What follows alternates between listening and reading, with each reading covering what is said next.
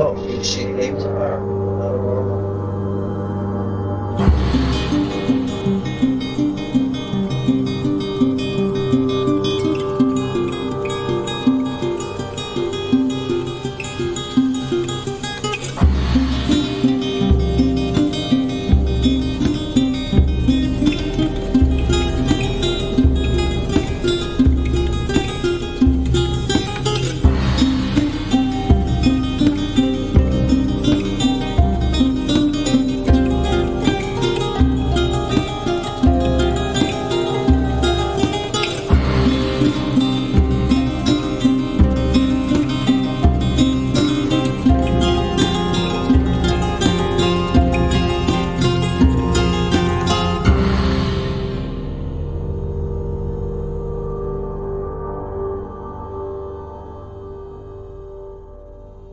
Welcome to Strange Familiars.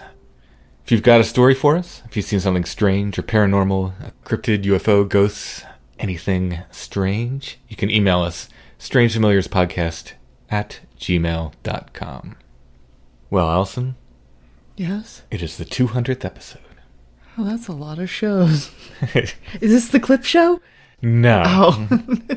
I wanted like a classic 80s clip show.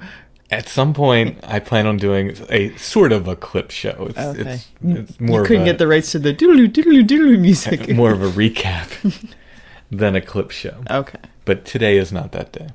Today is something more special than a clip show. I hope so. This is something I've been working on a very long time. I've been planning to do this show. It's very Strange Familiars. Mm-hmm. But before we get into that story, I do want to thank everybody. I just want to thank everybody for listening. I don't know if I thought it would go 200 episodes when we began. I don't think so. I thought it might be a limited series in a way, or maybe I'd do one here and there. I think once it occurred to you that this is kind of like doing the audio version of a zine, you were like, oh yeah, I can keep this going for a while. It's very much like that. It's very much like that. And now I have no plans on stopping. I think we found our stride. And I absolutely love doing it. So many people tell me that they enjoy Strange Familiars and that they have been having a hard time or something, and they listen to it and it gives them something else, something to take their mind off or something like this. And in that sense, I feel like I'm paying back a debt because I started listening to podcasts when I couldn't sleep, when I was going through a hard time, and I would literally wake up and not be able to get back to sleep and just lay awake for hours. And I needed something to do, and there was no TV in the room. So I had heard about these things called podcasts. I don't even think I knew exactly what they were. And I started looking some up, and I found Sasquatch Chronicles, and I found Where Did the Road Go? Those are the two podcasts I started listening to. It's good you started with good ones. Yeah, I fell in love with those podcasts. The fact that I'm on both on a semi-regular basis now is kind of neat because they really were what got me started into podcasts. And then at some point I thought, well, I'd like to try this. And of course, I've said it before, Soraya helped me get started and gave me all the advice in the world and a platform. He actually gave me access to his listeners, putting Strange Familiars on his feed in the beginning. So we always like to thank Soraya. We always like to mention Soraya on these anniversary shows and so forth. But most of all, I'd like to thank the listeners and, of course, our patrons. We absolutely depend on that patron money to keep the show running at this point. Without that, there would be no Strange Familiars. So thank you so much, patrons. This show, episode 200, is dedicated to you. Really, all the shows are. They're all dedicated to the patrons, but this show especially, this landmark show. You can help us continue to make Strange Familiars by becoming a patron at Patreon, patreon.com/strangefamiliars. There's all different kinds of levels of support there you can check out. There's monthly options. There's yearly options. Go ahead and check it out. We do patron shows for people. We did 2 in October. We have over 60 shows now, patron shows. We're planning a series that's sort of like an interactive patron experience. Yeah, we got a lot of stuff coming up for patrons and a lot of stuff coming up, of course, for everybody. It's patreon.com/strangefamiliars. And once again, thank you all for your help.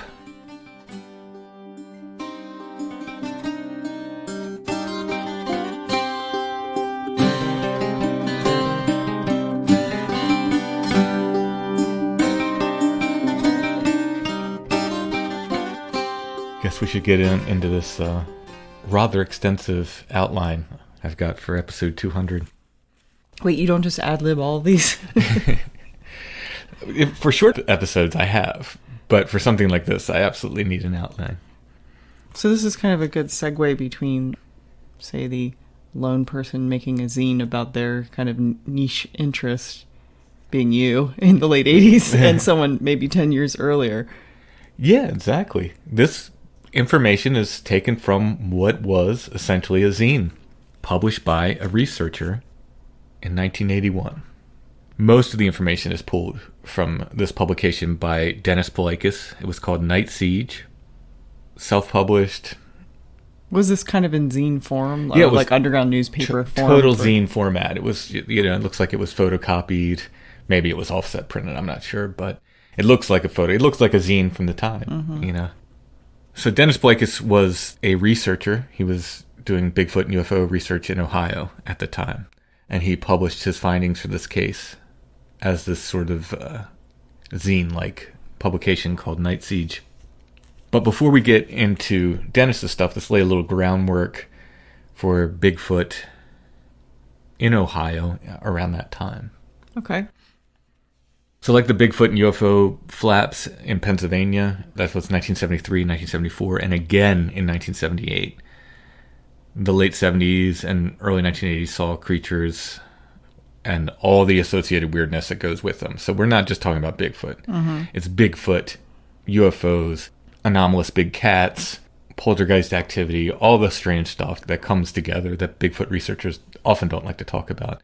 These are all occurring in Ohio in the early 1980s.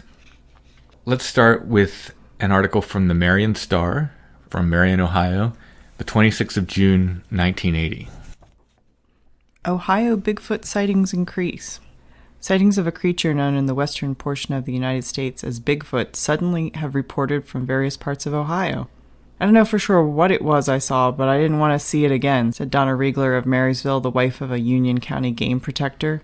Mrs. Riegler said she was driving home from work Tuesday when she spotted the creature. At first it looked like a dog, but then appeared to be a bear as she drove closer. And when Mrs. Riegler moved within 100 yards, she saw it lying in a fetal position, apparently eating something from the pavement. Whatever it was scared her so much that she said she reversed her car across the railroad tracks over which she had just passed without even looking out for trains. My husband gets calls all the time about seeing strange animals, she said. We were laughing about the whole idea about a Bigfoot Sunday night, and I forgot about it until I saw this thing. According to Mrs. Riegler, the creature walked stiffly with its flesh-colored palms out. It was covered with hair and had a robot-like walk, she said. Law enforcement officials in Union County said a man who did not want to be identified told them he saw a creature on June 17th. Sheriff's Deputy Mike Powers, who was assigned to the case with Captain John Overly, said, "There was no doubt in our minds. There was something that somebody saw out there. Nobody makes up stories like that we've been hearing." The Logan County Sheriff's Office said it was also investigating a report of a creature that ran through a grassy field into a wooded area. Patrick Poling, another Union County resident, reported seeing a creature that was about 7 feet tall and could have weighed 400 pounds on June 15th as it walked out of the woods and along the edge of a field. When I got about 100 feet from him, he turned and looked at me and then ran into the woods. It was a big, hairy ape that walked like a man. He had long black fur, but it wasn't fur.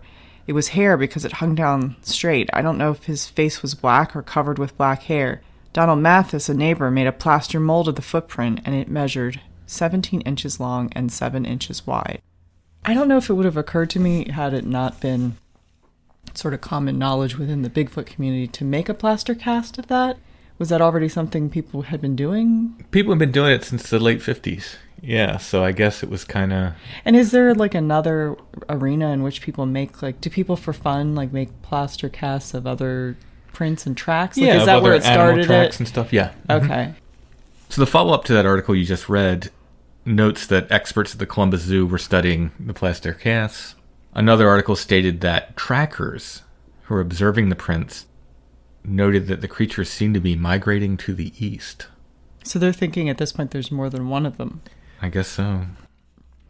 Another article from the Akron Beacon Journal gets into the topic with more depth. This is from the Akron Beacon Journal, June 29th, 1980. Bigfoot, question mark? Hairy 7-footer seen hanging around central Ohio farmland. This is from Marysville. Union County Sheriff's Deputy William Griffith looked over some paperwork Friday while a white-hot sun beat against the window. Griffin often buys drugs from men with watery eyes. Some of those men now are growing old in Ohio prisons. And on the other side of the room, Detective Mike Powers was reading a report that told about a tall, hairy fellow with 17-inch feet. "Hey, Griff," Powers said, "what do you think of Bigfoot?" "Don't bother me with that unless he wants to sell some drugs," Griffith snapped. But residents of Union and Logan counties have been bothered and amused by accounts that the legendary monster has taken up residence here. Those who live in the small towns and villages of these two mostly rural counties joke about Bigfoot's appearances, but those who live on the farms in the area of the sightings are a bit more cautious. They are cautious mainly because of the reputation of those who claim to have seen Bigfoot. "Hey, I laughed at the whole thing at first," Powers admitted, "but now I'm not so sure. I think it should be looked into." You talk to Pat Poling, and you won't be so sure either. Poling farms on the border between Logan and Union counties. He was the first to sight the creature in the area. There are 434 square miles in Union County. There are only 28 to 100 people, and 12,000 of them live in incorporated areas. There are a lot of lonely places in Union County. Logan County has 469 square miles, with a population of 37,000. About 13,000 of them live in incorporated areas. The rest of the population in each county lives on farms, and there are 2,598 of them, about evenly split between the counties. When television commentators talk about the heartland, they are talking about such counties as Union and Logan. Come summer, a farmer there spends long, solitary hours driving a tractor across one field or another. He is alone, miles away from other humans. On June 17th, Poling had been to a baseball game. Poling is in his 30s and has 2 adolescent sons. He returned from the game, where he had watched one of his sons play, and decided to do some cultivating in one of his cornfields before the light failed. It was about 8:30 p.m. Poling had worked for a short time when he glanced along his fence line at the edge of the woods. "Something caught my eye," he said. "At first I thought it was a bear, but it wasn't no bear. It came out of the woods and had to duck under a branch hanging out over the fence, and then it stood up.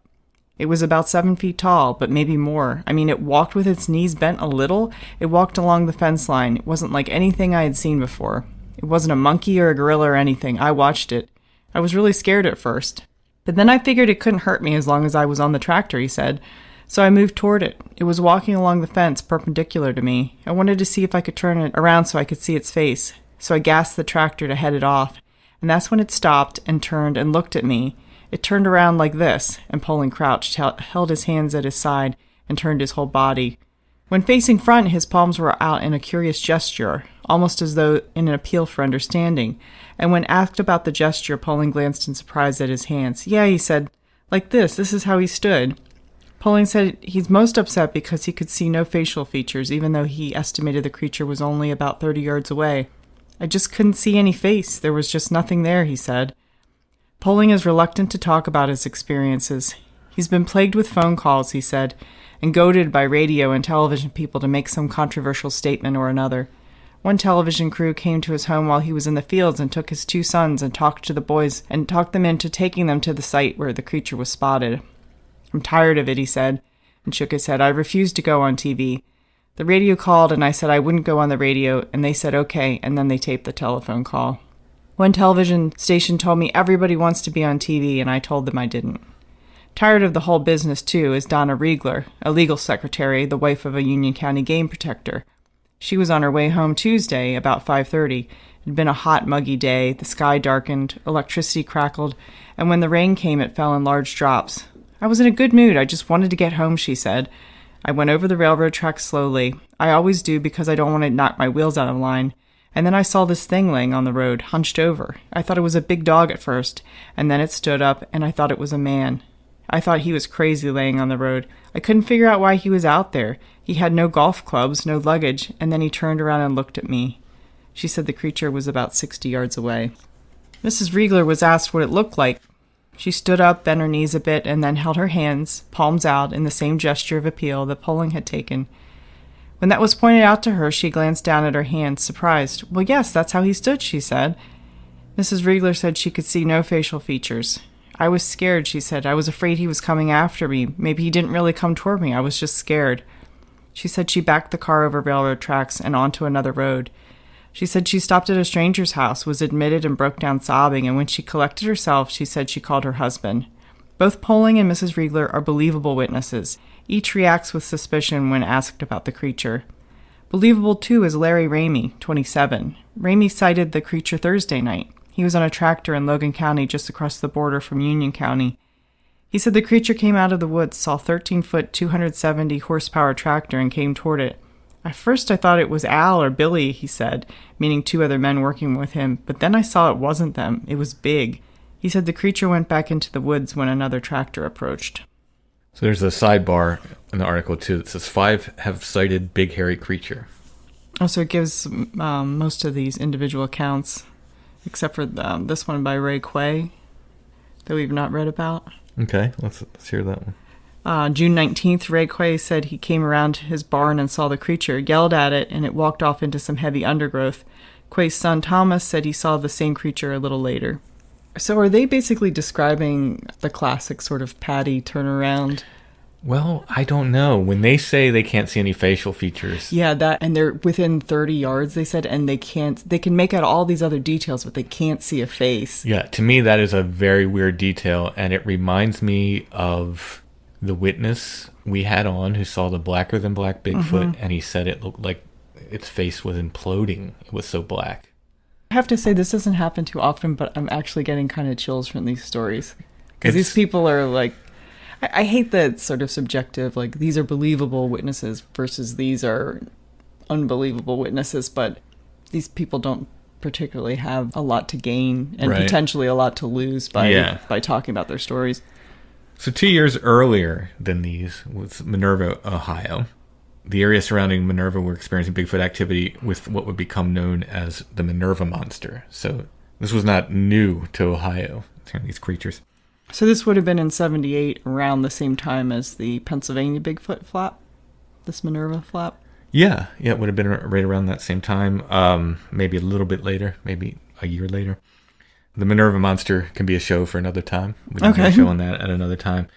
But it is worth noting, I think, that Minerva happened, as far as the great scheme of time goes, relatively close to these And this things. is, the Minerva monster is another Bigfoot-like creature? Yeah. Okay. Yeah, absolutely. So why Bigfoot was showing up in Ohio, it's funny that the flesh and blood cryptozoologist types, they were already at the time out with these unprovable explanations. They had them ready at hand. Mm-hmm. I thought this was very funny. They asserted that Bigfoot were migrating to Ohio from Washington State because of the Mount St. Helens volcano eruption. Wow. Yes. There's just knowing just your basic geography. There's a lot of states in between those two. There's a lot of states to travel. And why settle in Ohio? Maybe they weren't settling. Maybe they were passing through. Who knows? Okay. The eruption occurred on May 18th, 1980, is when Mount St. Helens occurred. These reports started in June of 1980, the ones we're currently talking about. So that means Bigfoot made it from Washington State to Ohio in less than a month. He was hoofing it to get there. And what about all those states in between Washington and Ohio? Nobody saw this group of migrating Bigfoot going through Minneapolis. Yeah, coming through their state. So, of course, other so-called experts weighed in to debunk these sightings. So we're presenting this next article, not so much to give the skeptic's view. It's easy to cry hoax at any time. But instead is to just note the weird and varied footprints they talk about. This is from the Dayton News, October 14th, 1980. Right, so it looks like we're doing a little damage control here, right? Mm-hmm. Bigfoot, just a joke, says expert. An Ohio University zoologist said Monday that the creature reported to be roaming Vinton County is a Bigfoot that leaves small footprints with differing numbers of toes. In other words, the Ohio version of Bigfoot is fake, says Dr. Gerald Svensson. Svensson has spent weeks checking reports and evidence of the creature in the woods east of MacArthur. He said all the evidence he has seen indicates a hoax. The footprints were dug out by hand, Svensson said. You can see the sand that was dug out alongside the track, he said, adding that anyone with experience in functional anatomy or zoology could find many things wrong with the footprints. What we have is a small-footed Bigfoot with variable toes, he said. Toe counts varied between 5 and 6 at different sites, and sometimes the toe points to the left, sometimes to the right, Svensson said. Different prints made the creature range in size from 7 feet to 18 feet tall. Svensson believes scratches found on trees in the area were not done by primates, but with 16 or 20 penny nails. The only thing that can't be discounted are people's claims of creature sightings. Svensson said he believes the reported sightings may be the result of some weird psychology. It's interesting to me that these strange tracks are being reported, especially when we're going to get into some Bigfoot strangeness. This is not your five-toed patty tracks. These are some weird tracks. And of course, to anyone who knows about primate anatomy, it looks like a hoax. No primate should have 3 toes. Shouldn't be. And yet, the tracks tell otherwise.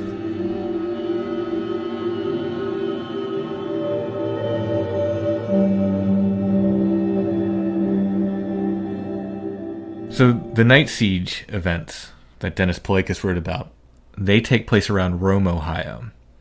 Now there's 2 Romes in Ohio, believe it or not. Okay. This is the Rome, Ohio that is a bit further northeast than the 1980 reports. Okay. We're going to try to give the events as they happened in chronological order as best as we can determine. Most of these experiences center around a family living on a farm in Rome, Ohio, on Johnson Road. Palaikis identified the family only by the first name of one of the family members, Robert. So, for convenience, I use that interchangeably throughout Robert or the Roberts family or Robert's family. So, not to be confusing, but that's the only name we have to go by. Things at the farm, the strangeness, started in the later half of 1980. So remember, those reports we read earlier said the creatures were moving east. This is actually northeast of those areas, the trackers said. Sometime around October 1980, Robert's 16-year-old son wakes up screaming.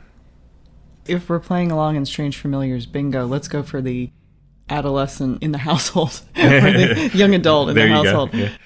And you can also go for the seeing something in the window. Staring in his window, he sees the face of some sort of creature. And the family at this time believes he just had some sort of nightmare. They don't put this together with the rest of the stuff until much later.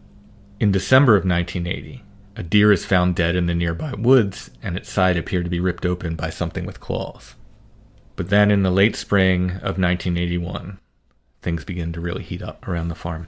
In May, a group of Amish were cutting wood on Robert's property.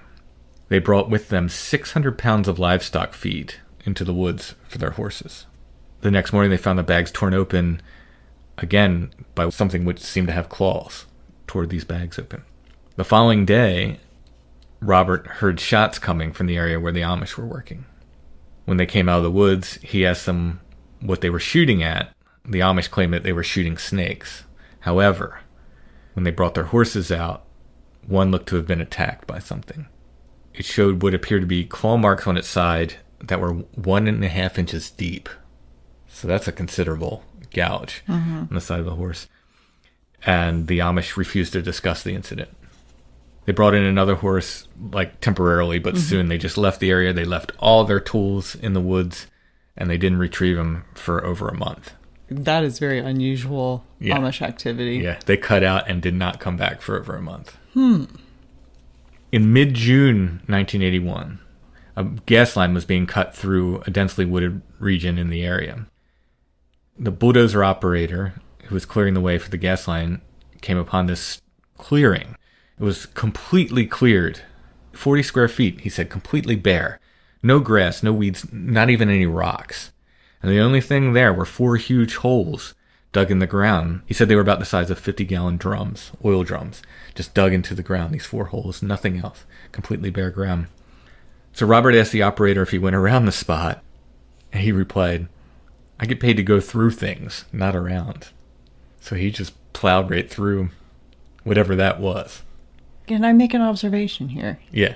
You know, when you talk about sort of typical poltergeist activity within a house, that sometimes it's the act of working on a house or doing renovations that causes it. Mm-hmm. So here we are outside, and they're doing major renovations to the earth.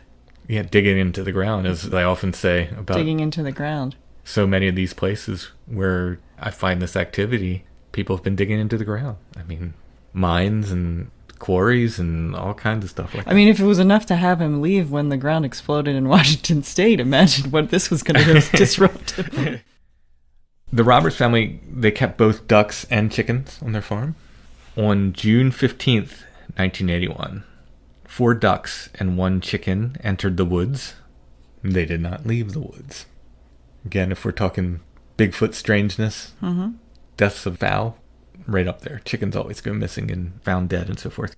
So these birds were found dead in the woods. Their heads appeared to have been bitten off. Each duck seemed to have a big bite mark in its stomach area as well. Around the dead birds were large footprints and what appeared to be more claw marks in the ground. About 1/2 mile south of this location, large holes were found dug into a big pile of sawdust. Another part of this sawdust pile had been completely destroyed and torn apart by something. And as spring turned to summer in 1981, things around Roberts' farm would get stranger yet. On June 25th, 1981, the family saw something chasing ducks in their yard. So now it's more than just sort of the nightmare of the son. The whole family's starting to get involved in this now? Oh yeah, the whole family will become very involved with this. After hearing a commotion outside, the family witnessed this big black form going after the ducks. The creature was quadrupedal, so it was on all fours. They could see no other details in the body, just blackness with 2 big glowing red eyes. So one of Robert's boys shined a flashlight in the creature's eyes, and Robert shot the creature with a .410 shotgun. Do bears have tapetum lucidum? Tapetum lucidum, yeah. They do. They Okay. do. And interestingly, Bigfoot eye glow comes in all different colors, according to witnesses. Orange, red, blue, green. Most animals, because of their diet, have consistent eye glow. It will look orange, or it will look kind of whitish, or it will look, one color. Bears, however, depending on their diet, can have different color eye glow. So bears have been seen with green eye glow, and with yellowish eye glow, and with kind of reddish eye glow. So it's very interesting that you ask, can bears have, do bears have tapetum lucidum? They do, and in fact, they are noted as having these different color eye shine. But the family is very sure that this is eye glow, not eye shine, the way they describe these glowing eyes again and again. So one of Robert's boys shined a flashlight in the creature's eyes. Robert shot the creature with a .410 shotgun. He said he was sure he hit it right between the 2 big glowing red eyes. The creature lets out this horrifying scream and runs off into the night. It was so quick that he didn't have time to get a second shot off. It continues screaming as it runs away. They hear it screaming as it goes off into the fields and into the woods. They described it as changing pitch from low to high, the scream. And the family estimated the creature to be between 7 and 8 feet tall. So that's bigger than any black bear should be, and there shouldn't be grizzlies in Ohio. Shouldn't you be able to, say if you're killing a typical flesh and blood animal, be able to follow A trail of blood. a trail of blood of an animal that large as it bleeds out? You should. The following night at 2 a.m., Robert's dog started barking very loudly and then began whimpering as if it was afraid of something. So Robert goes outside. He finds the dog trying to dig under the push mower and hide. So he's trying to get under the push mower. He yells at the dog to stop. The dog won't listen to him. He starts shining his flashlight around the yard, and he saw something which he said looked similar to a gorilla. It was standing upright with red glowing eyes next to a hoist Robert had constructed in his backyard. The creature starts snorting and growling. He pans his flashlight down to look at more of the creature, and he said he started feeling like he was going to have a heart attack. He was so scared. He runs back inside. He wakes up his sons and grabs his shotgun. He said he could hear the creature move around to the back of the house. They leave through the front door, and they can hear the creature now in the field screaming and moving away from him. So they get in their pickup truck, and they try to chase it, but they lose it in the wood line. So they drive down to their neighbor's house. They had a neighbor about a half mile down the road from them. And they asked their neighbor if they'd seen anything strange, and they said they had not. So they drive back to their house, and on the way they could hear something in the brush alongside them on the road. Why did they have the windows open? These seem like rookie mistakes to me. This family is brave. Yeah, I was going to Like- say, like, why would you chase after this? Yeah, I mean, you'll hear more of their shenanigans as time goes on. This family is And so just as a, is this a report that the author of the magazine had taken from them? Like, how do we know this information? yes, Dennis Blakis became very close with this family after multiple visits. But there are police reports as well, which we'll read. So on the way back to their house, they're driving back, they hear something in the brush. They couldn't see anything. And although they had a full tank of gas, at this point, the pickup truck just stops running. Okay, we're going to put this on the check mark. Yep. Keep your list, because there's plenty going on here. But then we drove into the crop circle, and we couldn't take a photo anymore. Another neighbor drives up randomly. And they ask Robert, like, why are you stopped in the middle of the road? He tells the neighbors what happened. Meanwhile, they can still hear something in the brush, breaking brush and moving around. And the neighbor tells them this story. The neighbor's boys were camping in the backyard. And they ran back into the house after they heard growling noises. And they said they saw something that looked like a bear. So eventually the truck starts. Robert drives back home. When they get home, they notice that the creature had broken, presumably the creature had broken an electrical line that ran from the barn to the hoist in his backyard. So he describes the creature that he saw in the flashlight. And he says it was about 9.5 feet tall. He was able to judge its size because it was standing next to the hoist. And the hoist was 12 feet tall that he had built. The eyes were glowing red, each about the size of a baseball. It was covered in long shaggy hair that was either dark brown or black in color. It had a big, flat, pushed-down nose. That's how he described it. It had prominent fangs, both on upper and lower. So it's got fangs, Or canines that are... canines on both top and bottom. The rest of the teeth he described as sharp, pointed and shark-like. So this thing's got a mouthful of fangs, basically. It had a thick, gorilla-like body. It was standing upright on 2 legs. He didn't see any nipples, but he observed like white patches, he said, about the size of a 50-cent piece that were on the creature's chest. Odd observation. So casts were made of the tracks left in the area. And these tracks are weird. They're about 8 inches long, which isn't very big. Oh, that's not that much bigger than a normal man's foot, Right. 7 inches wide, so they're almost as wide as they are long. Wow. And they show 3 toes. All right, here we go. Check. Yeah, they're just weird looking tracks. They're not anything like a primate should have at all. Yeah. They look like bird feet. Yeah, and how would that hold up something that's It's very, very strange. 9 feet tall? It's very, very strange. This whole, honestly, like I'm very familiar with this case at this point, and I mean to pursue it further. But even just going through this, like you talk about getting chills, like just thinking about what this family did, I'm just getting chills thinking like it's just weird stuff. To me, anytime there's more than one person involved for multiple times, it immediately takes on a different air than someone who just has a lone sighting that could maybe be passed off on the basis of like exhaustion or Right. suggestion. And it goes well beyond this family. Like other people start seeing them too. So on June 28th, the creatures returned to Robert's farm. Late that night, they noticed things moving around in the wood line. Now here's where we separate just from... how brave this family is. I would not let my son drive a tractor into the field where we just saw a creature with red glowing eyes. Yeah. So the youngest son gets on a tractor and drives out into the field. And they notice this black form at the tree line waving a dark blue light back and forth. Check. Oh, check. If this is a Strange Familiars drinking game, everyone is already pretty substantially drunk. So they get prepared to shoot this entity. They have no problem taking shots they're out at for these blood. things. The light goes out. And it's worth noting, the family notes these black forms. And they were different than the Bigfoot creatures. At least they seem to be different from their description. They have a silhouette of a human and no glowing eyes. So they're almost just like black shadow people, I guess. Sometimes they said the silhouettes would be surrounded by like a soft white glow. Oh, almost like if something black was able to glow. Often you would see a flash of blue light right before these black forms appeared. Check. Other times the forms would be seen waving a blue light, like a flashlight or a lantern. And even yet other times these lantern-like lights would be seen by themselves with no apparent form holding them. Welcome to Site 7. So back on Robert's farm on the night of June 28th, they continue from the field to the clearing, and they start seeing these black creatures with the red glowing eyes again. Multiple creatures, more than one. And they just start firing at them.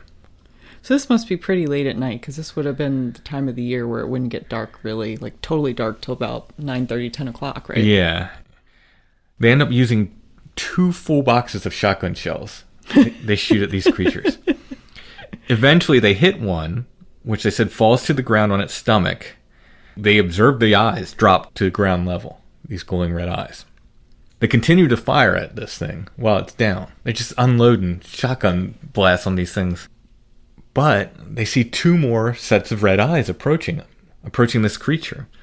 So they start firing their guns, and these 2 creatures, apparently creatures, these 2 sets of red eyes, they split up. One goes one way, the other goes the other way. And then now they're afraid they're being flanked, which I would feel the same way. So they just retreat to the house. And they said they stayed in the house the rest of the night. They're looking out the windows. They're seeing creatures, movement in the tree line and so forth. And they do not know what becomes of the creature they shot. Later, they found more of those 3-toed footprints around their property.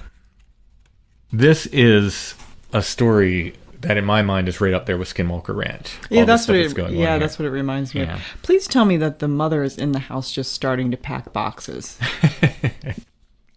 On June 29th, 1981, Robert called the police 2 times. So this is the next night.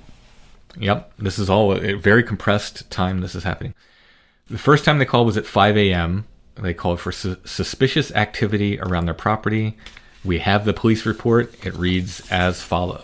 Robert reported that on Wednesday and Thursday evening of late last week, he and his family were awakened by loud growling and activity in the front and backyard. When he went to check the disturbance, they reportedly saw a large black-colored animal standing about 7 to 9 feet tall. Each time they shined a light on the animal or attempted to shoot it, it would run off into the woods. Last evening, the animal returned and was in the north field behind the house.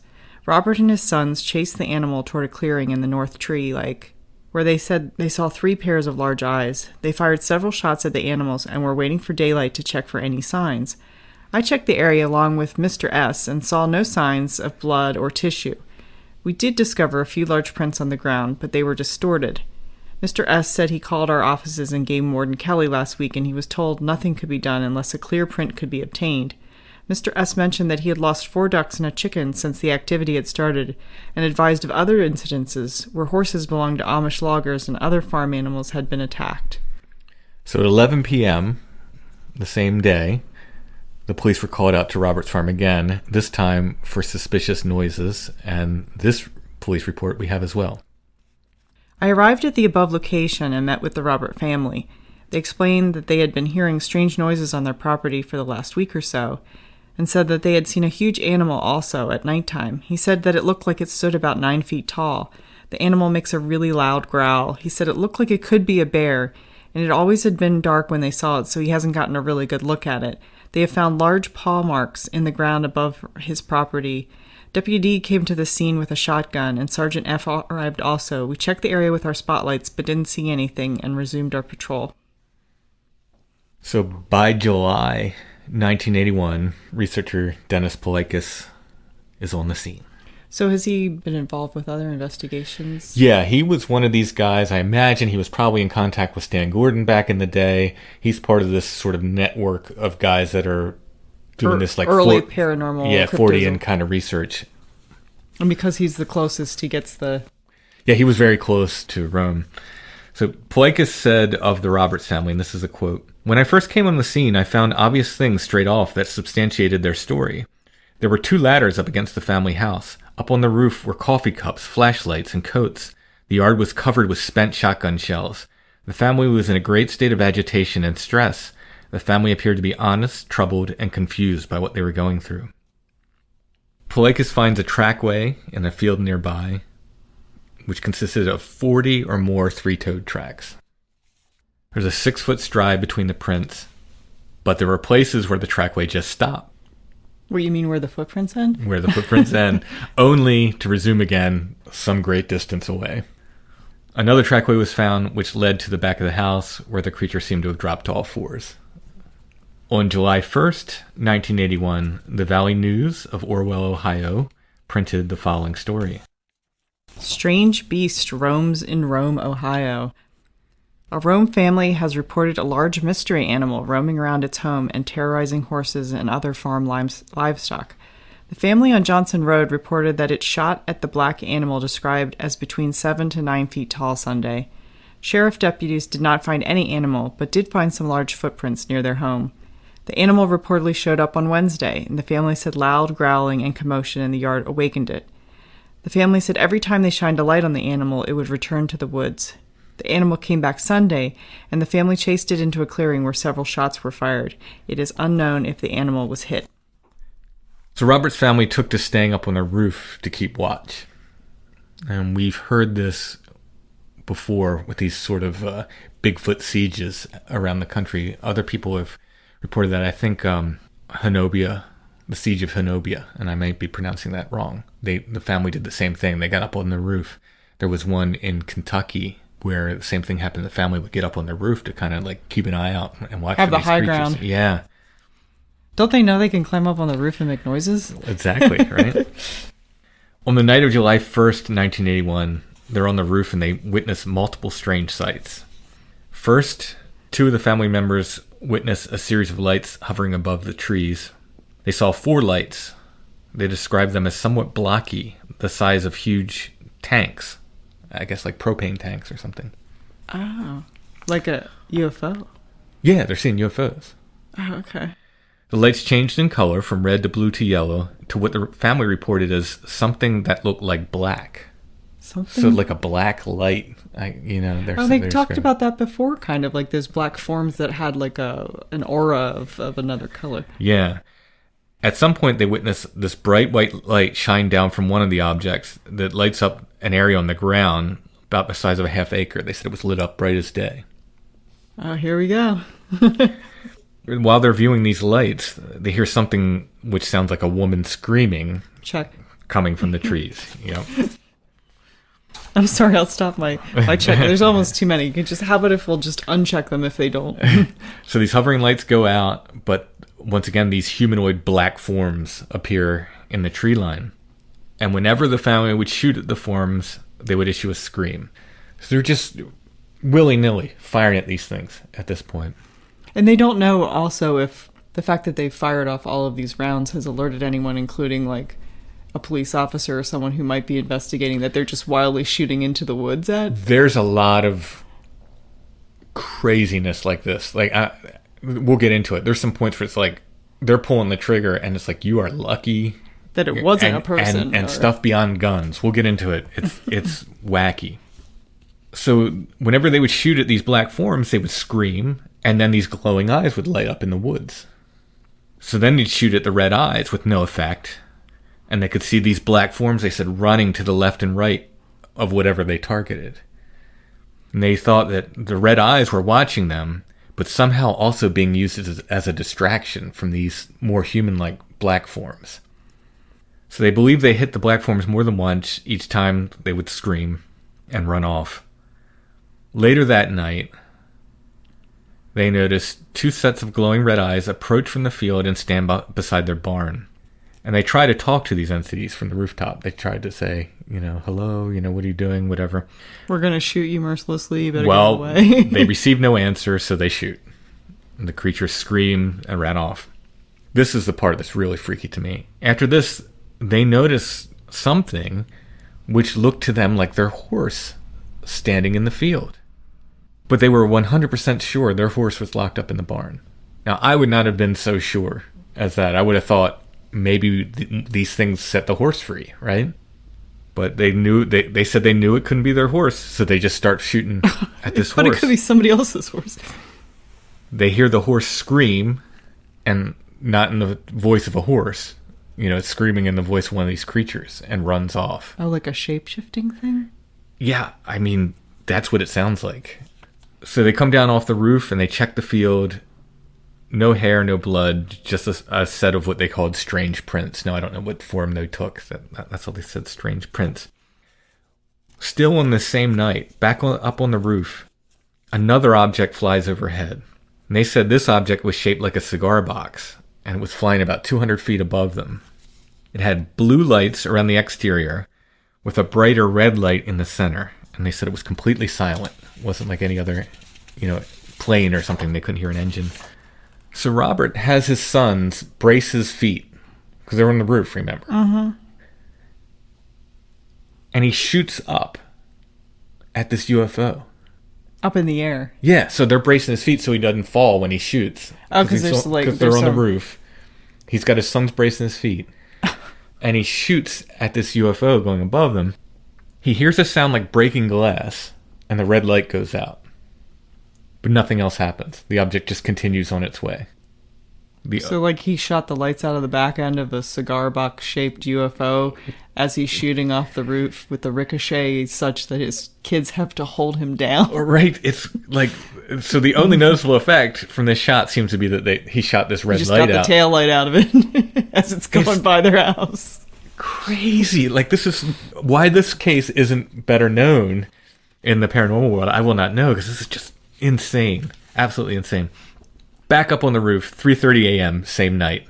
A family member sees a white light above a neighboring cornfield. Now he says this white light shoots a beam at him, which he feels hit him in the head. It causes him to stagger. He nearly falls off the roof. Another family member sees what's going on, and of course, fires a ball from his shotgun. No, doesn't try to catch him before he falls off the roof. Fires at the white light. The light goes out. The family member that was hit by the beam, he said he almost lost consciousness. He had a headache for the rest of the day. Do these people own a tape recorder? I would have been tape recording some of this at least. Yeah, I don't know. So about an hour later, a red glowing light appears in a tree next to their house. Get ready for another check mark here. They describe it as looking like a red hot coal, but larger in size. Of course, they begin shooting at it. That's the only reasonable thing to do. The object seems to jump down in the branches, kind of as they're shooting. It looks like it jumps down from branch to branch, and it takes on a form which the family described, and this is a quote, as something like an owl. They didn't even have the handbook, and they hit all the marks. So they continue to shoot the creature. It continues to jump down. Finally, it looks like it falls out of the tree, and this owl creature, then runs off into the woods on all fours. So the family walks down to the tree, and the only thing they noticed was an impression on the ground, and they said it looked like something heavy fell from the branches. No feathers, nothing. On the night of July 3rd, 1981, Robert is again on his rooftop. As he's watching for activity, he notes this strange fog rolls in, and the fog appears only to envelop the house, nothing else. Fog just kind of rolls in. Later, they notice two forms moving through the field in the back of the house. They watch them for about 15 minutes before, of course, they start firing on them. It drops to the ground, screaming and growling. After about 30 seconds, it gets up and runs away. As this happened, they said the second form kind of backed away into the trees. I'm just going to make a leap, saying that if you live on a farm in rural Ohio, where you're regularly shooting off of your roof, the next night is going to be kind of a big night for that anyway. I think if... Or do you think they lived so far out that this isn't an issue? It must have been. If they're shooting off boxes and boxes of shotgun shells and their neighbors aren't calling the police, they must live way out in the middle of nowhere. On July 4th, Politis returns to Robert's farm to look for more evidence. In the field where he shot the creature the night before, he finds a series of tracks. So the tracks previously were almost circular. They were almost as wide as they were long. These tracks are much longer. They're about 14 inches long and about 6 inches wide. And they show 3 long claw-like toes. These are comparable to the 3-toed Bigfoot tracks found around Pennsylvania and Maryland in the 70s and early 80s. Once again, people like to say, Bigfoot, flesh and blood cryptozoologists just like to say that these 3-toed tracks rarely happen. Not the case. These 3-toed tracks happen a lot and all over the country. On July 7th, 1981, another creature approaches Robert's house. You're wondering what his wife was doing? Mm-hmm. 4:30 a.m., he was getting ready to drive his wife to work. He hears a noise outside. He grabs his flashlight and goes out. He sees this large black creature running off. He noticed a wet impression of the creature's foot on the concrete, so he traces an outline of this foot. Mm-hmm. Other footprints were found in the yard that were still wet when Polikis arrived 12 hours later. So unlike the previous track finds, though, these were of the 5-toed variety. So here we have 3-toed tracks, we have 5-toed tracks showing up. I want to know about this poor woman that has to get up at 4 a.m. for work, and her husband and sons have been on the roof shooting guns for 7 hours. I would stay at work, personally. I wouldn't come. I would definitely want over... the escort to work. Yeah, you will be driving me to work if there's Bigfoot hanging out there. So Robert relates another story to Polikis, and I'm guessing from the context that this probably occurred on July 6, 1981. He said the black forms had returned again, and they'd seen a large black form standing at an opening in the wood line. Of course, what does he do? He offers it candy. He shoots it. It seems to have been hid. It screams and runs into the woods at a very fast speed. So Polikis examines the area where the creature was standing. He finds more 3-toed tracks and something which looked like big hoof prints.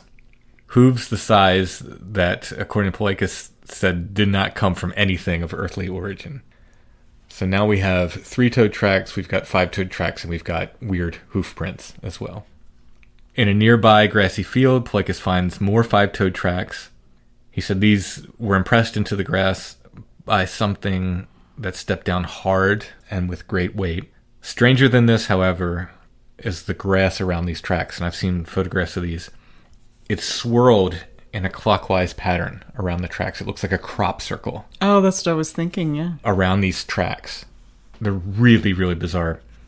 Don't they talk about that with some of the people that have had odd experiences within crop circles or have been there right after they appear, where they see light and then they have a very specific pattern of that whirl within the crop circles? Yeah.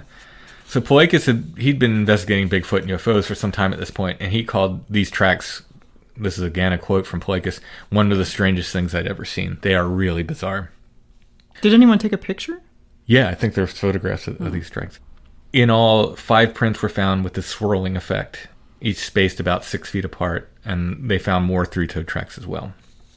So I would have been spending every night out there. Would you? Yeah, I would. You would have been up on the roof having those kids hold you while you shot guns off I don't know. randomly. I don't know if I would have been shooting guns at it, but you would have had a tape recorder. Polikis decides to spend the night on July 7th, 1981.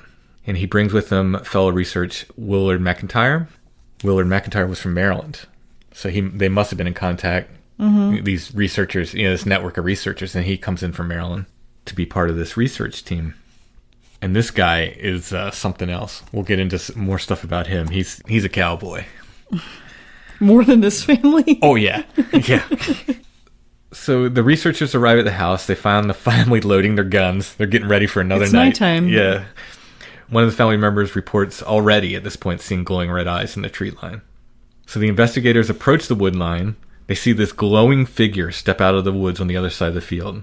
The family shoots it. They appear to hit it, which drops to the ground, disappears in the tall grass. So this is something that the researchers are witnessing as well? Okay. Yeah. So Polikis runs to the area. By the time he gets there, there's only an impression in the grass remaining. He said it looked like something dragged itself from the field back into the woods. In an interesting twist, Polikis and McIntyre begin throwing rocks into the woods. Oh, that's supposed to be happening on the other end. And this is answered by rocks being thrown back. Okay, there we go. Over their heads, it lands near the family members who are now like 15 feet behind them. They start observing more glowing red eyes in the woods. The activity starts coming closer to the house, so everybody kind of retreats back to the residence. They got a real Hatfield and McCoy kind of thing going on here. They keep seeing these glowing red eyes all around the house. Occasionally, an entity would appear surrounded by white light, so they're seeing these black forms surrounded by white light. This is being witnessed by both Polikis and McIntyre. Polikis, McIntyre, and the family. These glowing red eyes were observed at different heights, from as low as 3 feet off the ground to as high as 12 feet off the ground. So, were the creatures crawling, or were they different sizes of creatures? Who knows? At one point, Polikis sees a 12-foot tall creature step from the wood line. 12 feet tall. This is massive. Like, even by Bigfoot standards, that's just massive. Yeah, I'm just imagining, it's like double your height. Yeah. He shines this bright flashlight on it, and he said that it had shiny black hair, so he could see in the light. It was shiny. Casts a shadow on the tree behind it, so it was something that was physical there. And now the entire family just opens up shooting at this thing. Just all of them, they're just unloading their guns all at once. No effect on it. No effect on the creature. So here we have your bulletproof Bigfoot, as Josh and I talk about. It turns sideways. It moves out of the flashlight beam in what Polikis described only as a, quote, strange sort of motion. I wish he would have had more detail on that. Mm-hmm. But again, these things move in odd ways, according to witnesses. He sees another set of glowing eyes. He aims his flashlight on it. It's a creature with its face, like, close to the ground. He said he keeps the light and watches this creature's face for a full minute. He just observes this thing in the flashlight. He says he then watches the creature crawl away back into the shadows. They approach the tree line again, and they note the closer they get, the further these red glowing eyes seem to draw back into the trees. They have them on the run. On July 8th, 1981, the Valley News of Orwell, Ohio, prints the following story.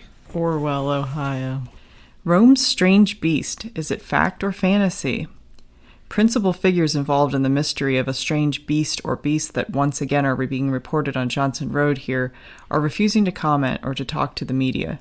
The Valley News has learned at least 3 area residents spotted what they believe is a 9-foot-tall animal which walks on its hind legs Thursday night in the same area where sheriff's deputies found large footprints a week ago. Ducks and chickens continue to be found dead or missing in the same area. Other residents on Johnson Road feel the creature might be a bear. One longtime resident of the area reported hearing grunting and growling sounds from the woods this week, and he remembers bears in the area many years ago and feels there might be 1 or 2 still living in the thick, rugged country near the Grand River by Johnson Road. One Rome resident had reportedly made plaster casts of the creature's footprints, but most area residents are passing off the sightings as nothing more than someone's vivid imagination. However, one person whom the Valley News contacted swore the creature is real and is not a bear. The family said since it came to the property, 4 ducks and some chickens have disappeared. On July 15th, the Valley News prints another article on the area Bigfoot sightings. Is there a Bigfoot-type creature in this rural area of Ashtabula County? Oh, this is Ashtabula? Yeah. Oh, okay, that's interesting. 2 people who have devoted their lives to studying such phenomenon think so. One is Dennis Polikis of Roaming Shores. For 18 years, Polikis has recorded, documented, and written about UFOs, Bigfoot creatures, and other perhaps unexplained happenings. He first found out about strange sightings now being described as in the vicinity of Johnson Road in an initial story 2 weeks ago in the Valley News. He sought out the family in question, which still prefers its name not be printed. I told him I was sincerely interested in getting footprints, Polikis said. I got some plaster of Paris, and we got our first prints on July 2nd. I didn't go out there until after I'd seen the police reports. The family first reported hearing grunting screams, and later found 4 domestic ducks with their heads bitten off. Polikis, who is affiliated with a nationwide network, was intrigued. As described in earlier stories, the creatures which may have been seen bear no resemblance to bears. By comparison with trees and man-made structures, which the creatures have stood next to, are believed to be about 9 feet tall. Most often, a 6-foot creature has been seen with one about 9 feet tall. Besides the strange sightings, an awful smell, usually is noted when the creature or creatures are seen. Several people from the initial family and other individuals have now seen the creatures. They're described as gorilla-like. Even those people who have seen the creatures at close range seem to have trouble describing the thing accurately. Polikis took plaster casts of footprints found in the vicinity, and he described the ground as quite hard, indicating that the creature must be quite heavy to sink 1.5 to 2 inches into the earth. Each of these creatures had large red glowing eyes. A mystery even to Polikis is that after clear sightings, often no tracks are left, even though grass may be matted down and branches broken. While these reports may sound bizarre at best to the uninformed, to Polikis they are almost normal. For the Valley News, he introduced books and reports from Pennsylvania and several surrounding states. The large 3-toed tracks, glowing red eyes, the stench, and other similarities make the Rome reports sound nearly identical. I want to make it clear that I have spent at least 60 research hours on these sightings, said Polikis, who has spent several nights in the area. I firmly believe these people have not made anything up. There's always a slight percentage factor of exaggerating, but these people have been seeing something. In similar cases, the sightings have continued for several months and then just suddenly stop. A year ago in Lisbon, Ohio, Similar reports of strange noises and breaking limbs were noted. As in the Rome case, even the most fearsome of dogs cowered in fright. In June of the same year in Russell's Point, Ohio, a 6-foot-tall creature which had a horrible smell scared a farmer and his dogs and left a 16-inch footprint. Other Ohio sites dated back to 1973 have been recorded in Minerva. In 1978 to present, East Liberty, Mecca, Mansfield, and Oberlin as well. It must be noted that in none of these cases were humans harmed or any great amount of damage done. Other than fright, these creatures seem to do no harm to humans. So these encounters around Rome continued into August of 1981. On August 21st, Polikis, along with some other investigators, returned to the property. Robert fills them in on things that had happened around the farm since their last visit. Another chicken had been killed, and he said the back of the bird was bitten off. He had been building a new pole barn on his property, and one morning he woke to find his building materials scattered. Sawhorses were found in the field nearby, presumably thrown there by the creatures, and 5-toed footprints were found around the area. One day, and this is one of the creepiest things, they heard something in the basement of their house. Oh, jeez. And the only access to the basement was from the outside of the house. It's kind of like your parents' basement, I imagine. Yeah. So later, Robert goes to take a bath or something. He finds he has no hot water. And he goes to check the fuse box in the basement.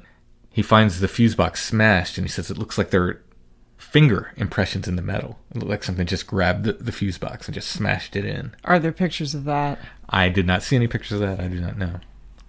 But another electrical box that was housing controls at one of the nearby gas wells. So if you're not familiar with Ohio, they have a lot of gas wells and stuff. We saw them when we were there. I remember hiking. We saw them. And that looked also, as it had been crushed by hands, had almost like finger impressions in it. And the workmen said they couldn't explain the damage. The investigators were informed that this creature activity was also happening across the Grand River, which is just west of the Roberts farm. They investigate this area. They find a 20-inch long 5-toed footprint. Absolutely massive. 20 inches long. They hear an unexplained scream in the woods. They talk to another family across the river, and they report hearing strange pig-like squeals on their property. On the night of August 21st, the investigators place 3 rabbits in a field near Robert's house. This is when I tell you that guy was a cowboy. This is where it gets into. They come this night loaded. They've got firearms. They've got containers of compressed acid that they're going Nobody thinks to bring a camera, though? I don't know if they brought cameras or not, but they come with all these weapons. What I'm picturing in my head is some version of it in the Lost Boys when the Right, yeah, the Frog Brothers. the Frog Brothers are getting ready for the big battle. Speaking of, not to distract us here, but I was informed that so Corey Feldman and the other Frog Brother are now doing a paranormal show on YouTube. Frog Brothers Investigate or something it's called. And I was informed that I could have been part of that, but I left the HorrorCon too early. In fact, they asked me originally, Corey Feldman's manager, hey Dave, asked me to take Corey out that night. And I thought, but then these like ghost hunting people stepped in with all their ghost huntiness and their stuff and all their plans. So I figured, they have it covered. But I guess that he was thinking I would go with them to do the ghost hunting thing. I did not get that. So I guess I could have been, with an honorary Frog Brother? With the Frog Brothers, but it did not happen. Maybe someday. In any case, besides all these weapons and these containers of compressed acid, I mean, these guys are... Where does one get that? I don't know. It's the early 80s, They bring 3 rabbits, okay? Inside these rabbits, and I don't know whether they fed them these capsules or whether they've sewn them into the fur, I don't know, are cyanide capsules. Where do you get cyanide capsules? I don't know. I don't know where they get this stuff. This is the early 80s. You can't just explain it. It was the early 80s. These rabbits have cyanide capsules, and they're literally bombs. Yeah. And they said these capsules can't be broken unless anything tries to eat them. So they tie these rabbits to these heavy metal milk crates with 1,200-pound test paracord, and they leave them in the field as bait. They then play this tape loop of distressed rabbit calls. Oh, wow. Trying to draw these creatures in. About 9:30 p.m., they see multiple pairs of eyes approaching from the woods. As many as 6 pairs of eyes were seen at once. And they're approaching the rabbits. At the same time this is happening, the white glowing lights are appearing behind the house. Polikis sees what he called phantom flashlight beams, which is exactly what Chad and I described the lights at Site 7 looking like the one night. He saw them in the woods. He said they were sometimes white and sometimes blue. The investigators said they became very concerned and they felt as if they were under siege from the phenomenon. But the activity calmed by 10:30 p.m. Robert set up guard at the pole barn. He said one of his cows was due to give birth and he was afraid the creatures would make off with the calf. Black form steps from the trees. It's no bigger than a human. So they called to the entity. They asked if it was human. They received grunts and growls in reply. And I believe this was McIntyre. Just shoots it. Says it looks like a human, but it doesn't reply. So he just shoots it. But it could have just been, Yeah, it could have been anybody. Somebody who just didn't hear them. Yeah. I mean, anyway, I guess it wasn't. It screams and howls and runs back into the woods. The investigators approach the woods and they hear something whimpering as if it's in pain in the woods. At 1 a.m., the rabbits are heard making noise and they see another set of glowing red eyes approaching the rabbits. So the investigators decide to walk down the road to try to get a different view of the area. Now, Robert's family had 2 cats, which were very friendly and apparently followed the investigators kind of playfully behind them. Oh, this isn't going to end well. At some point, they see the cats become fearful and distressed, and the hair stands up on end, and their tails start twitching. They start walking back to the residence, taking that as a warning, and then they hear this howl, which Robert's family heard all the way from the house. So morning comes, and the investigators leave. They've stayed up all night. They decide to go get a few hours sleep, and then they're going to come back and retrieve these rabbits. Literally deadly weapons. Mm-hmm. They're leaving out in the open there with these cyanide capsules in them. When they leave, all 3 rabbits are still alive. It's daytime. When they return, one of the rabbits is missing. The rabbit closest to the woods is gone. The crate's overturned and the paracord is snapped. They said it looked very much like it was snapped, not cut. Like it wasn't a clean cut. It looked like it was snapped. They find huge 5-toed tracks around the area, some of them as long as 18 inches. The second and third rabbits remained there, but one of them had a puncture wound in its stomach, and they said it looked like something with a sharp claw had squeezed it. My thought immediately goes to, was the puncture wound... So these things are not natural animals, you know what I mean? And they seem to have some propensity for figuring stuff out. I don't want to say reading your mind, like Tobe says, they can read your mind, essentially. Was it looking for the cyanide capsule? You know what I mean? Was it trying to get the cyanide capsule out? You know what I mean? These are questions I would love to ask Polikis. So Polikis leaves off the story at this point. There's nothing. What happens to this rabbit? There's only a promise to update readers with newsletters in the future. So I guess you had to contact them and say you wanted to. I don't know if any of these newsletters even exist. I would love to know. Is the address still valid 40 years later? Yeah, I doubt that. There's a couple times in Night Siege that he hints at things regarding the story that he says just can't be told. And at one point, he talks about this. He says, Robert's son has just come home. And he's talking about the incident where the creature was in the basement. Mm-hmm. And how reluctant Robert was to describe the story. Because he said he kind of didn't want his son to know about it. And this is what Polikis writes about that. He says, he did not want to tell us right off, as he had just gotten his boy back home. And he was trying to keep things from him. There was some sort of linkage between the boy and the creatures, as well as the UFOs. At this time, we are not able to determine if the boy's reactions and such are due to his emotional trouble in putting up with the intense goings-on, or if he was having real experiences of a personal nature. So that is an enticing paragraph, which we get no more information on. Where was his son coming back from? That's my question. Was he coming home from, an insane asylum? Was he having that much trouble? Did he move out because of these creatures somewhere? Was he just coming home from work for the day? Yeah, I don't know. Is this the same boy who started to see the... I assume it was the one who kicked off, but I do not know. I know he had more than one son.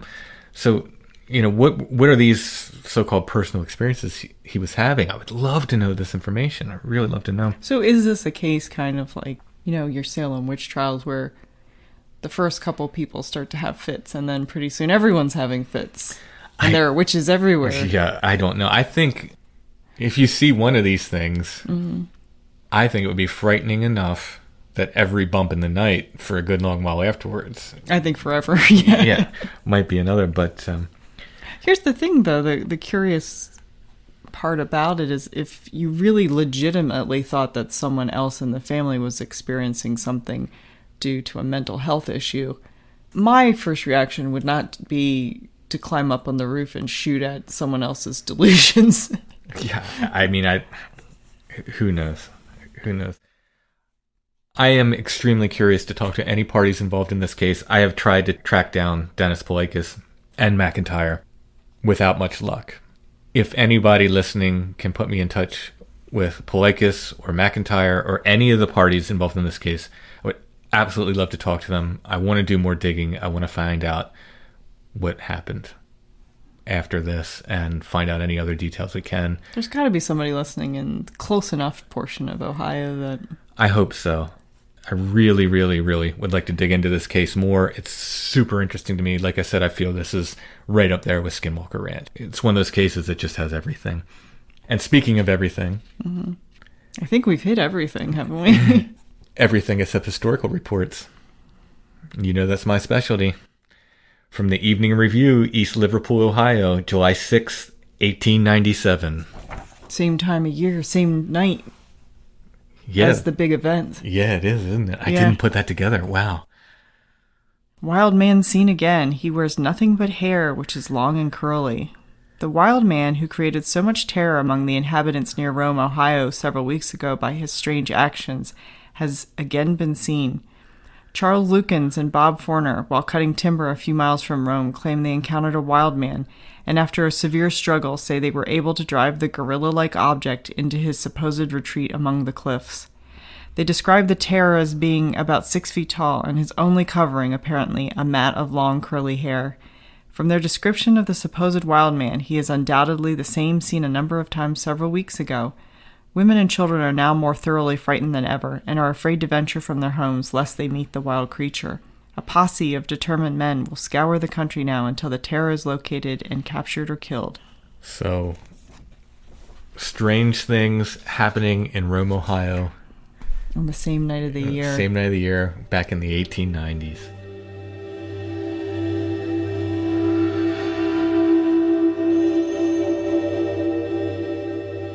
While these strange things are happening in Rome, at the same time, the community of Rock Creek, Ohio, which is about 7 miles north, right along the Grand River, is having its own set of sightings. So much of this activity is centered around an area where an old railroad bed cut through the woods. I believe it's a rail trail now. I think you can actually walk this rail trail now.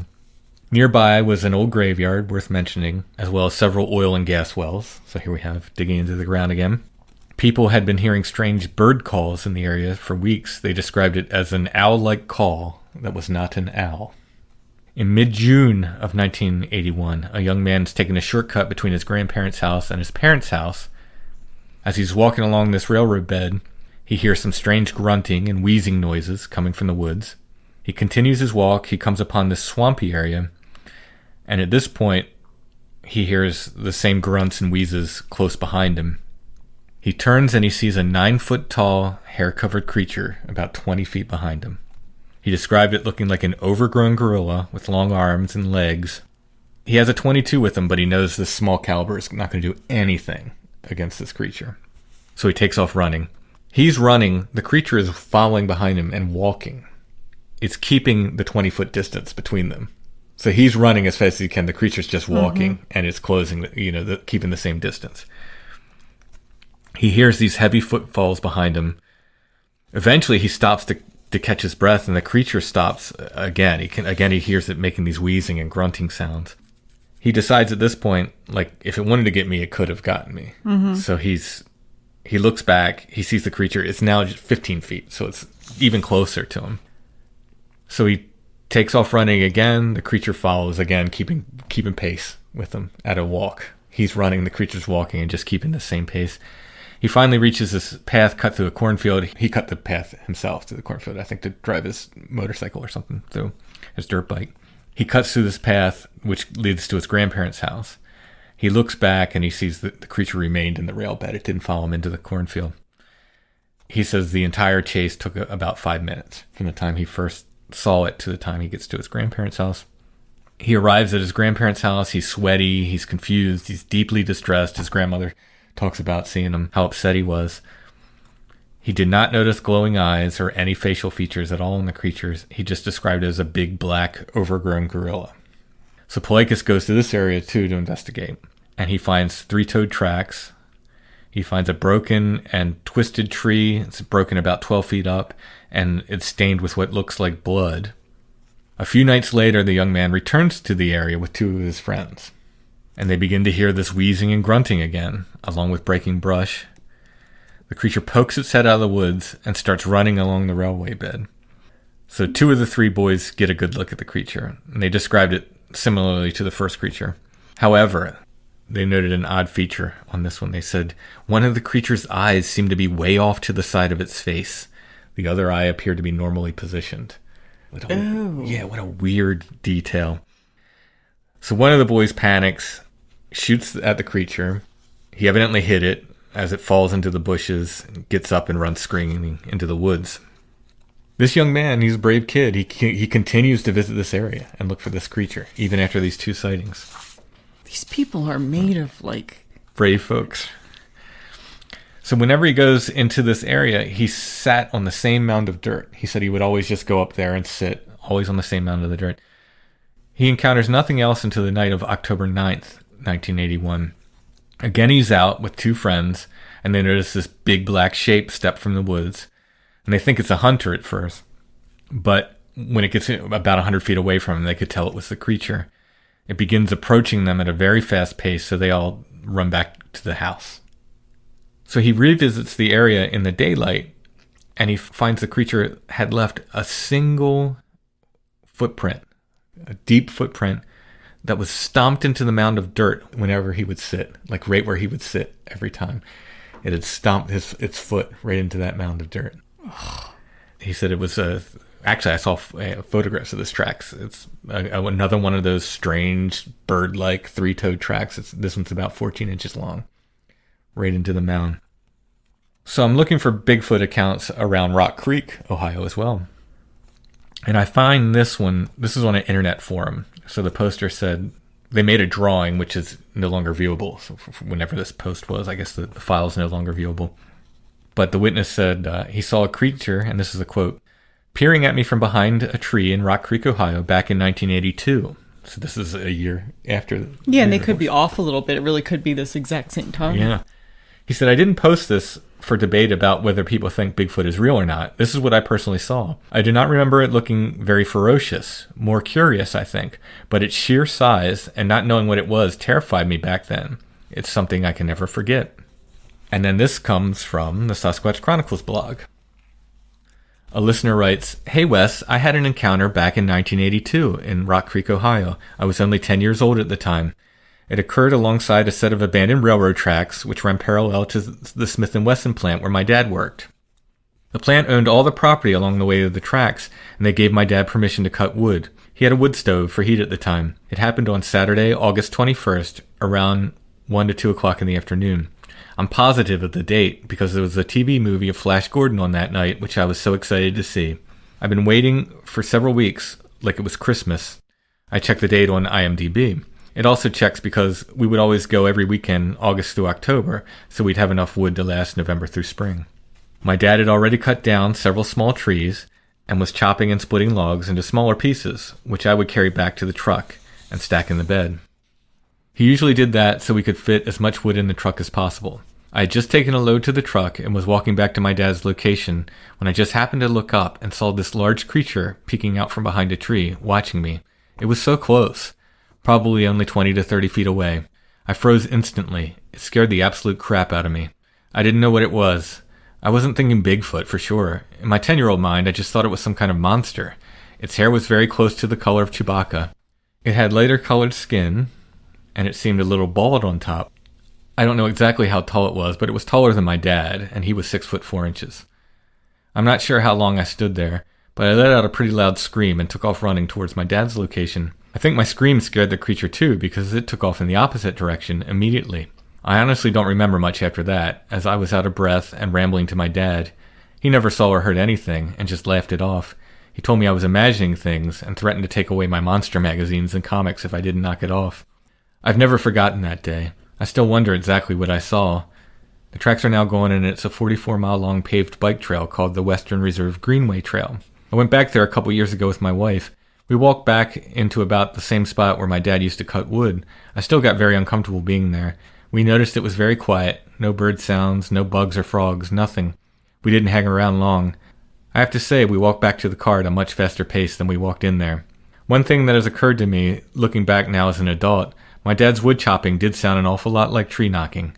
Maybe the sound is what attracted the creature to check us out. So more accounts from the same time, in the same area. Very, very interesting. I don't know what they were seeing, but they were seeing something.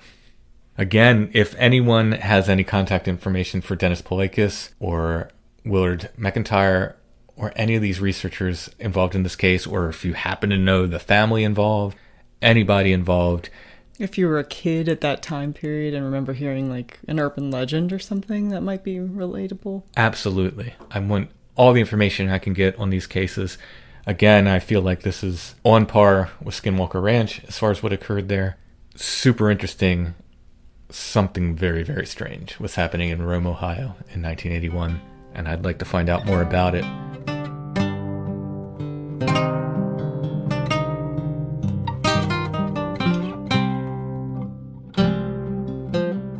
Well, we couldn't let episode 200 pass without a little nod to 90 Days to the Perfect Puppy.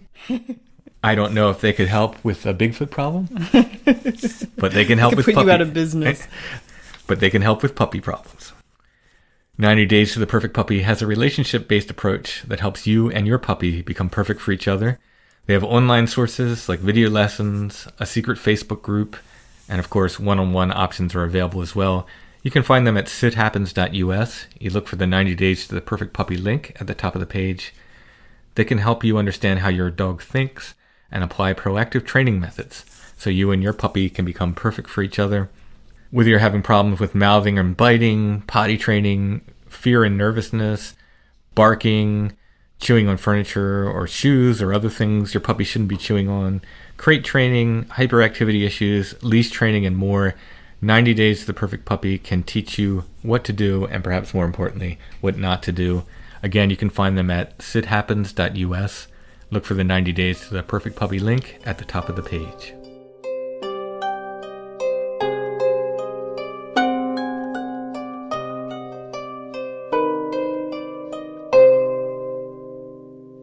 You didn't have any Bigfoot photos for me to use as photo of the week. However, it's a UFO photo. It could be. I mean, they could be staring at a Bigfoot too. You don't know. Oh yeah, it could be like a very tall Bigfoot just out of frame there. I think at the beach. Yeah, they appear to be at the beach. No, they're looking at something in the sky. Yeah, I like this as one of those sort of just sort of random vernacular photos that are, somebody just took. To me, this has like kind of a deeper, more strange familiars kind of meaning, because I imagine these kids looking up at some unusual phenomenon in the sky. Yeah, of course we don't know, but I like the sort of reflection broken up by the rippled water. It's really, really neat. Yeah, and the old bathing suits from the time when men's bathing suits covered nearly as much as women's. yeah, it's really, really cool. So this is a little bit later than most of the photos. Yeah, I'm thinking probably 30s. Really, really neat photo. The composition is just really nice. It's just like a nicely composed amateur photo. Yeah, very, very neat. This will be our photo of the week for the week. You can see an image of this in the show notes. If you click on that image, it should take you right to our Etsy shop where you can buy this and other photos of the week. We have a few others still remaining there. We have a photo of the week section in our Etsy shop. Etsy shop name is Lost Grave. You can either look it up that way. If you type in Strange Familiars, our stuff comes up as well. Besides photos of the week, I have original artwork in there, various prices. All of my books are in there, including the new illustration book, Apparitions. That's still available. Any of the books you get from us directly will be signed. Got some music in there as well. When you buy from our Etsy shop, of course, that helps support the show as well. So check it out. Link for our Etsy shop is always in the show notes. TeePublic is having tons of sales through November. They usually have a sale like one weekend a month or so. But November, I think most weekends in November, I think the TeePublic sale will be on. We'll try to announce it again, but check out our TeePublic shop. Again, links are in the show notes. If you type in Strange Familiars at TeePublic as well, our stuff will come up. We have tons of designs up there.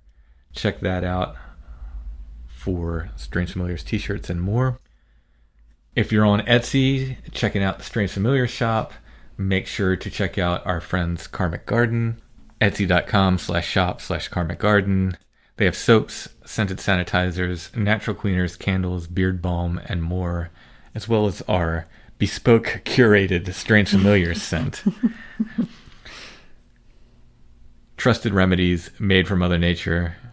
Check them out, Karmic Garden on Etsy. Once again, I want to thank everybody for listening, and thank you for helping us get to 200 episodes. We'll be back soon with more Strange Familiars.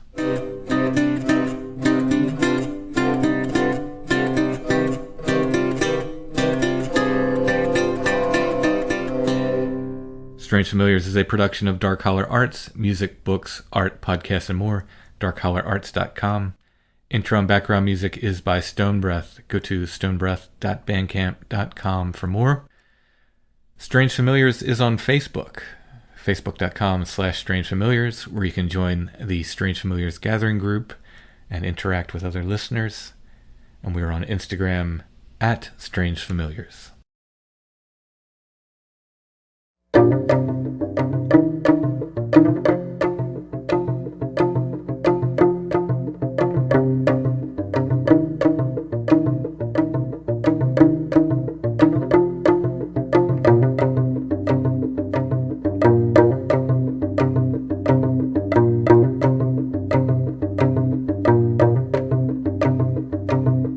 If I saw your face in the bubbling stream, would I see your eyes, cloud streaked in the sky?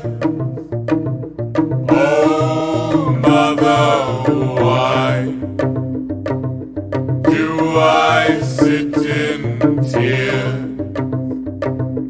wishing I could hear your voice in my ear?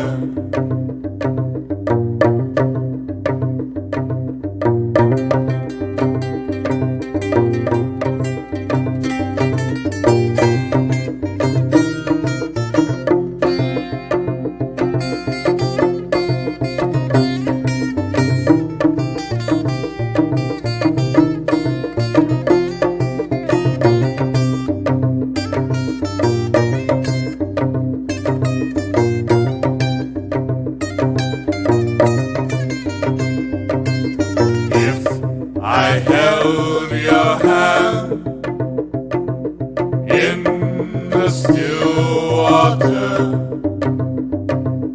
would you tell to me the secrets of your lead? Oh, mother, please lead me through the tree, thistle, briar, and thorn. Let me sleep till morn, cradled in your arms.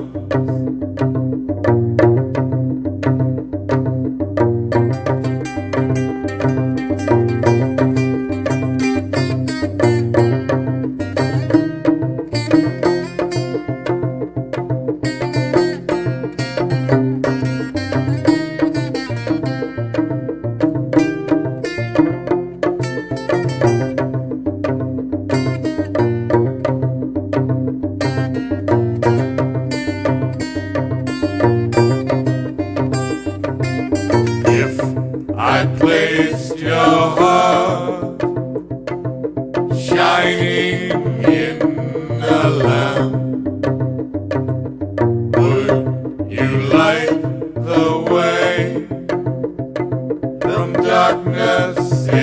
again today. Oh, Mother Sea, who can comfort me? It is only thee. Ever shall it be, your son at your knee.